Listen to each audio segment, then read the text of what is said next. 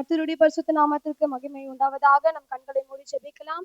எங்களை அளவுக்கு அதிகமாக நேசிக்கின்ற நல்ல தகப்பனே, இந்த நல்ல வேலைக்காக உமக்கு நன்றி செலுத்துகிறோம். இந்த சங்கீத தியானத்துக்கு கருத்தில் ஒப்பு கொடுக்கிறேன். நீர் என்ன பேச சித்தம் வைத்திருக்கிறீரோ அடியனை மறைத்து நீ பேசும்படியாய் ஜெபிக்கிறேன். ஆவியானவரே, அநேக இருதயத்தில உயிர்த்துக்கிய வார்த்தையா நீர் மாற்றி தர போகிற தயவுக்காக உமக்கு நன்றி செலுத்துகிறோம். நீரே பொறுப்படுத்திக் கொள்ளுங்க, வழி நடத்துங்க. இயேசுவின் மூலம் ஜெபிக்கிறேன் ஜீவனுள்ள நல்ல தகப்பனே, ஆமென். ஹல்லேலூயா, ஹல்லேலூயா. ஒரு உற்சாகத்தோடு சொல்லலாமா? ஹல்லேலூயா. கர்த்தருடைய நாமம் மகிமைப்படட்டும். இன்றைய தினத்துல கூட சங்கீதம் 6வது அதிகாரத்தை நாம் தியானிக்க போகிறோம். என்னோட கூட சேர்ந்து சங்கீதம் 6வது அதிகாரத்தை யாராவது ஒரு சத்தத்தை உயர்த்தி வாசியுங்கள். கர்த்தாவே, உம்முடைய கோபத்திலே என்னை கடிந்து கொள்ளாதேயும், உம்முடைய உக்கிரத்திலே என்னை தண்டியாதேயும், என் மேல் இரக்கமாயிரும். கர்த்தாவே, நான் பலனற்று போவேனேன், என்னை குணமாக்கும். கர்த்தாவே, என் எலும்புகள் நடுங்குகிறது, என் ஆத்துமா மிகவும் வியாகுலப்படுகிறது. கர்த்தாவே, எதுவரைக்கும் இறங்காதிருப்பீர்? திரும்பும் கர்த்தாவே, என் ஆத்துமாவை விடுவியும். உம்முடைய கிருபையின் நிமித்தம் என்னை ரட்சியும். மரணத்தில் உம்மை நினைவு கூர்வதில்லை, பாதாளத்தில் உம்மை துதிப்பவன் யார்? என் பெருமூச்சினால் இளைத்து போனேன். முழுதும் என் கண்ணீரால் என் படுக்கையை மிகவும் ஈரமாக்கி என் கட்டிலை நனைக்கிறேன். துயரத்தினால் என் கண்கள் குழிவிழுந்து போயிற்று, என் சத்துருக்கள் அனைவர் நிமித்தமும் மங்கி போயிற்று. அக்கிரமக்காரரே, நீங்கள் எல்லோரும் என்னை விட்டு அகன்று போங்கள். கர்த்தர் என் அழுகையின் சத்தத்தை கேட்டார், கர்த்தர் என் விண்ணப்பத்தை கேட்டார். கர்த்தர் என் ஜெபத்தை ஏற்றுக்கொள்வார். என் பகைஞர் எல்லோரும் வெட்கி மிகவும் கலங்கி போவார்கள். அவர்கள் பின்னாக திரும்பி சடிதியிலே வெட்கப்படுவார்கள். ஹல்லேலூயா. இந்த சங்கீதத்தோட ஹெட்டிங் நான் வாசிக்கிற கேளுங்கள். நெகினோத் என்னும் வாத்தியத்தில் செமினித் என்னும் ராகத்தால் வாசிக்க ராக தலைவனுக்கு ஒப்புவிக்கப்பட்ட சங்கீதமா இது இருக்கிறது. அது என்ன நெகினோத் செமினித்? இந்த நெகினோத் அப்படின்னா இது ஒரு ஸ்ட்ரிங் இன்ஸ்ட்ருமெண்ட், இது ஒரு சுர மண்டலம் அப்படின்னு சொல்லப்பட்டிருக்கிறது. செமினித் அப்படின்னா இது ஒரு ராகமா இருக்கிறது, இது ஒரு 8வது ராகமா இருக்கிறது. இந்த சங்கீதத்தோட சிறப்பம்சம் என்னன்னா, இது ஒரு புலம்பலும் ஆனந்த களிப்புமான சங்கீதமா இது இருக்கிறது. ஹல்லேலூயா. இந்த பக்தனான தாவீது தன்னுடைய பலவிதமான வாழ்க்கையின் அனுபவங்களையே இந்த சங்கீதத்தின் வழியாக அவர் எழுதியிருக்கிறார். ஹல்லேலூயா, ஹல்லேலூயா. இதை நான் 3 பகுதிகளாக பிரிக்க விரும்புகிறேன். முதலாவதாக சங்கீதம் 1-4 வரை தேவ கோபம் தன்னை விட்டு போகும்படி தாவீது செய்த ஜெபம்.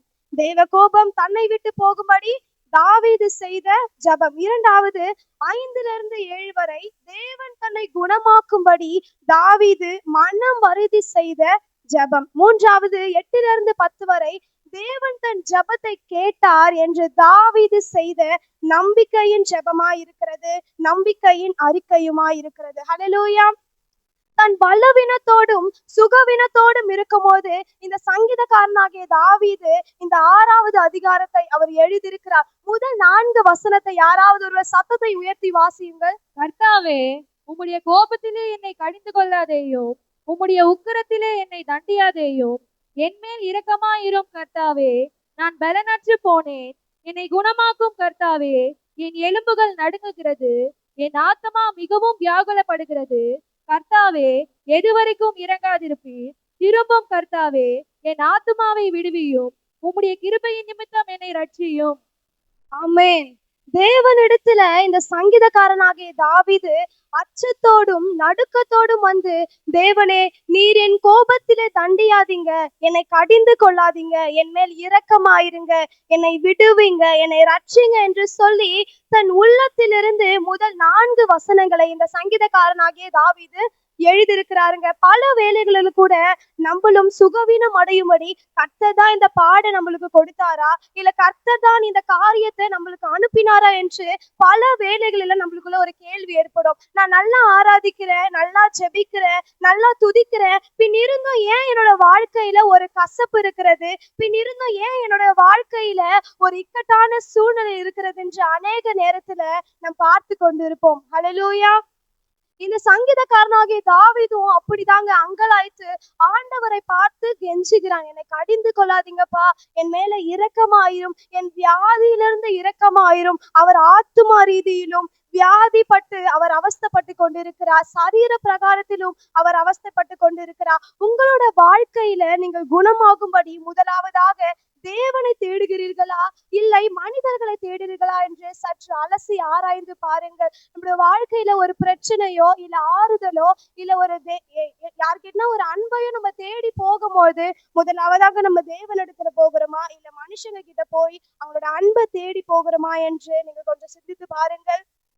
நீங்க ஒருத்தவங்க கிட்ட ஒரு அன்பையோ ஆறுதலையோ தேடி போகும்போது ஒரு நாள் போறீங்க, ஒரு நாள் அவங்க கேட்பாங்க, இன்னொரு நாள் ஆறுதல் சொல்லுவாங்க. ஆனா மூணாவது நாள் இவங்களுக்கு வேற வேலையே இல்லை, இது ஒரு புலம்புறதுக்கு இது வந்துருச்சு அப்படின்னு சொல்லி உங்களை அவமானப்படுத்துவார்கள். ஆனாலும் நீங்க கர்த்தரிடத்துல கண்ணீரோடு நீங்கள் புலம்ப புலம்ப புலம்ப கர்த்தர் உங்களுடைய புலம்பலின் சத்தத்தை கேட்டு அவர் ஆனந்த களிப்புள்ளதாய் உங்களுடைய வாழ்க்கையை அவர் மாற்ற போதுமுள்ளவரா இருக்கிறார். ஹல்லேலூயா. இன்றைக்கும் உங்களுக்கு ஒரு நற்செய்தி என்ன தெரியுமா?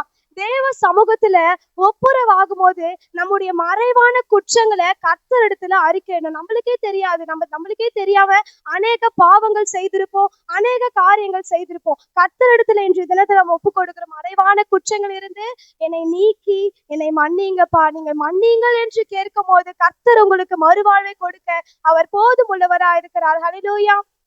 தேவனுடைய கோபம் எப்படி வரும்னா, கர்த்தருக்கு பிரியமில்லாத காரியம், கர்த்தருக்கு அருவருப்பான காரியம், துணிகரமான காரியம், இது எல்லாமே நம்ம செய்தோம்னா நிச்சயமாக கர்த்தருடைய கோபம் நம்மளுடைய வாழ்க்கையில வர வாய்ப்புகள் இருக்குதுங்க. என் பிழைகளை மன்னியும், என் குற்றங்களை மன்னியும் என்று நீங்க கர்த்தரிடத்துல கேட்கும் போது அவர் மனமிறங்கி உங்களுக்கு ஒரு பெரிய காரியங்களை செய்ய அவர் போதுமுள்ளவராய் இருக்கிறார். ஹல்லேலூயா, ஹல்லேலூயா.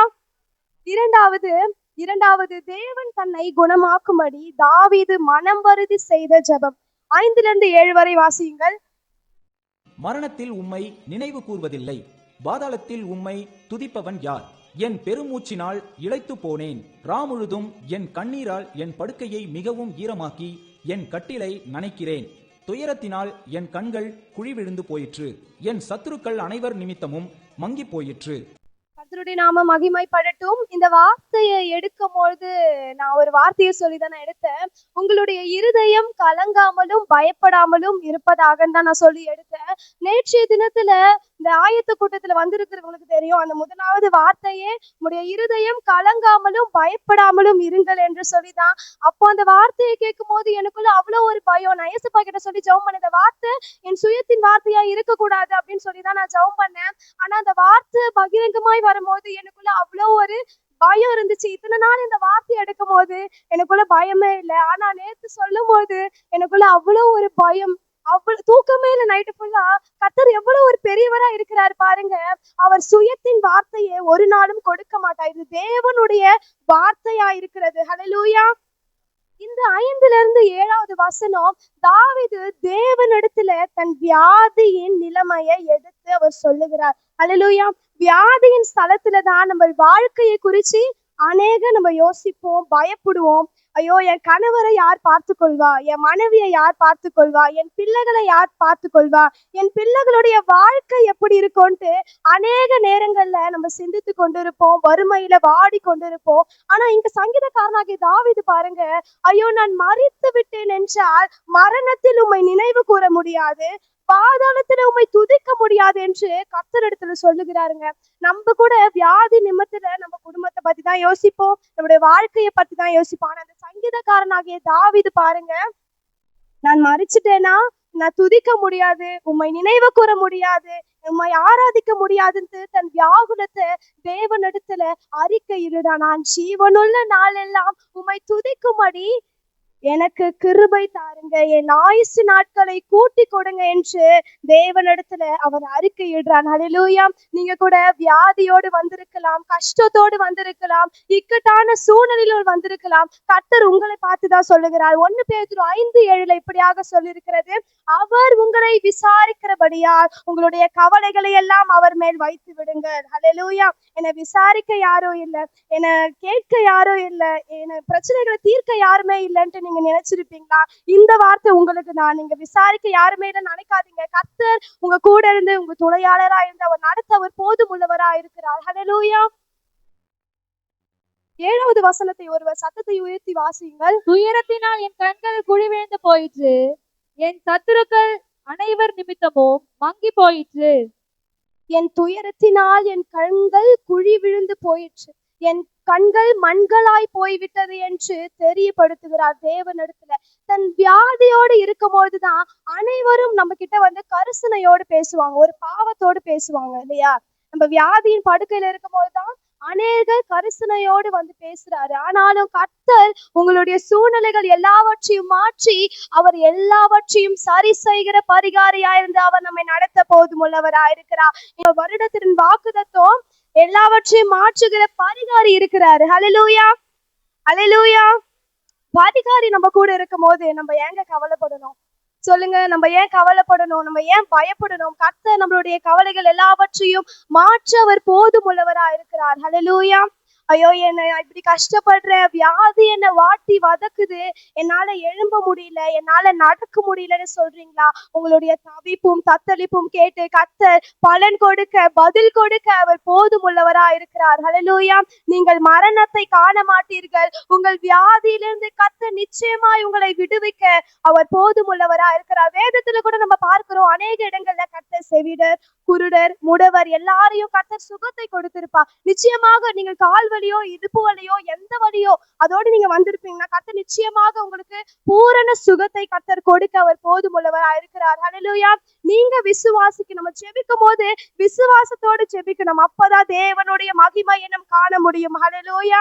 உங்களுக்கு வியாதி வந்திருக்கும், ஐயோ ஏன் தேவன் எனக்கு இந்த வியாதியை கொடுத்திருப்பாரு? கர்த்தர் உங்க வாழ்க்கையில ஒரு காரியத்தை அனுமதிக்கிறார்னா நிச்சயமா அதுல ஒரு உயர்வை கர்த்தர் காண செய்ய அவர் போதுமுள்ளவரா இருக்கிறார். தானியேல் சிங்கக்கபியில் போட கர்த்தர் அனுமதித்தார், ஆனாலும் சிங்கங்கள் அவனை பட்சிக்க கர்த்தர் அனுமதிக்கவில்லை. அதே போலதான் நம்மளுடைய வாழ்க்கையில அநேக போராட்டங்கள் வந்தாலும் கர்த்தர் எனக்கு இந்த காரியத்தை அனுமதித்தார் என்று நம் நினைவு கூற வேண்டும். ஹல்லேலூயா. உங்கள் கண்கள் குழுவிழுந்து போகிற்றா?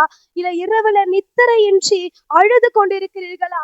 துயரத்துல வாடி கொண்டிருக்கிறீங்களா? உங்களை மீட்டெடுக்கிற நேசகுமாரன் உங்க அருகில் வந்திருக்கிறார். நீங்கள் ஒன்றத்துக்கும் கவலைப்படாமல் உங்கள் கர்த்தர் பெரிய காரியங்களை செய்ய அவர் போதுமுள்ளவராய் இருக்கிறார். ஆமென், ஆமென். 9வது வசனம் 10வது வசனம் வாசியுங்கள். கர்த்தர் என் விண்ணப்பத்தை கேட்டார், கர்த்தர் என் ஜெபத்தை ஏற்றுக்கொள்ளுவார். என் மகன்கள் எல்லாரும் வெட்கி மிகவும் கலங்கி போவார்கள், அவர்கள் பின்னாக திரும்பி சடுதியிலே வெட்கப்படுவார்கள். ஆமென், ஹல்லேலூயா. அவர் ஸ்டார்டிங்ல எப்படி ஸ்டார்ட் பண்றான்னு பாத்தீங்களா? அவர் புலம்பலோடு தன் வியாகுலத்தை தேவனிடத்துல தெரியப்படுத்துறார். நம்மளோட வாழ்க்கையில கூட அநேக காரியத்தை துவங்கி இருப்போம், ஸ்டார்ட் பண்ணியிருப்போம். ஆனா இது எப்படி நம்ம முடிக்க போகிறோம் என்று சொல்லி நம்மளுக்குள்ள அநேக ஒரு கேள்விகள் ஏற்படும். ஆனாலும் கர்த்தர் சொல்லுகிறார், முடிவை கர்த்தர் சம்பூரணத்தினால முடிக்கிற தேவனா இருக்கிறார். ஹல்லேலூயா. நம்ம ஜெபிக்கும் போது விசுவாசத்தோடு ஜெபிக்கணும். கர்த்தர் என் ஜெபத்தை கேட்பார், கர்த்தர் என் விண்ணப்பத்திற்கு பதில் கொடுப்பார் என்று நம் ஜெபிக்கும் போது உங்கள் விண்ணப்பங்கள் கண்ணீர்கள் எல்லாவற்றையும் மாற்ற கர்த்தர் போதுமுள்ளவரா இருக்கிறார். ஹல்லேலூயா, ஹல்லேலூயா. கர்த்தர் உங்களுக்கு முன்னாக போய் கோணலானவைகளை அவர் செவ்வையாக்குகிற தேவனா இருக்கிறார். செப்பனியா 3வது அதிகாரம் 15வது வசனத்தை இப்படியாக வாசியுங்கள். கர்த்தர் உன் ஆக்கினைகளை அகற்றி உன் சத்துருக்களை விலக்கினார். இஸ்ரவேலின் ராஜாவாகிய கர்த்தர் உன் நடுவிலே இருக்கிறார், இனி தீங்கை காணாதிருப்பாய். ஆமென். கர்த்தர் நம்ம நடுவில் இருக்கிறார். எத்தனை பேர் விசுவாசிக்கிறீர்கள்? ஹல்லேலூயா. கர்த்தர் நம்ம நடுவில் இருக்கிறார், இனி என்றைக்கும் நம் தீங்கை காண மாட்டோம். ஹல்லேலூயா. ஏற்ற காலத்துல கர்த்தர் நம்மை உயர்த்துமாடி அவருடைய பலத்த கரத்துல நம்ம என்ன பண்ணணும்? அடங்கி இருக்கணும். ஹல்லேலூயா, ஹல்லேலூயா. ஒரு உற்சாகத்தோட ஹல்லேலூயா சொல்லுங்களேன். ஒரு பாடலை பாடி இந்த சங்கீத தியானத்தை நாம் முடிக்கலாம். நான் பயப்படும் நாட்களில் உம்மை நம்பிடுவேன், என் அச்சத்தின் நேரத்தில் உம்மை சார்ந்து கொள்வேன். நான் பயப்படும் நாட்களில் உம்மை நம்பிடுவேன், என் அச்சத்தின் நேரத்தில் உம்மை என் அலைச்சல் வரை அறிந்தவரே, என் கண்ணீரையும் என் அலைச்சல்களை அறிந்தவரே, என் கண்ணீரையும் ஆண்டவரே, என் கண்ணீர் அனைத்தையும் துருத்தியில் வைத்தவரே, என் கண்ணீரையெல்லாம் கணக்கினில் வைத்தவரே, என் கண்ணீர் அனைத்தையும் துருத்தியில் வைத்தவரே, என் கண்ணீரையெல்லாம் கணக்கில் வைத்தவரே, எனக்காக யாவையும் செய்து முடித்த தகப்பனிருக்க குறைவொன்றுமில்லை. எனக்காக யாவையும் செய்து முடித்த தகப்பனிருக்க குறைவொன்றுமில்லை. நான் நம்பும் மனிதர் நிரந்தரமில்லை. நீர் என்னோடு இருக்க பயம் ஒன்றுமில்லை. நான் நம்பும் மனிதர் நிரந்தரமில்லை. நீரோடு இருக்க பயம் ஒன்றுமில்லை. என் அலைச்சல்களை அறிந்தவரே, என் கண்ணீரையும் காணவரே, என் அலைச்சல்களை அறிந்தவரே, என் கண்ணீரையும் காண்பவரே, என் கண்ணீர் அனைத்தையும் துருத்தியில் வைத்தவரே.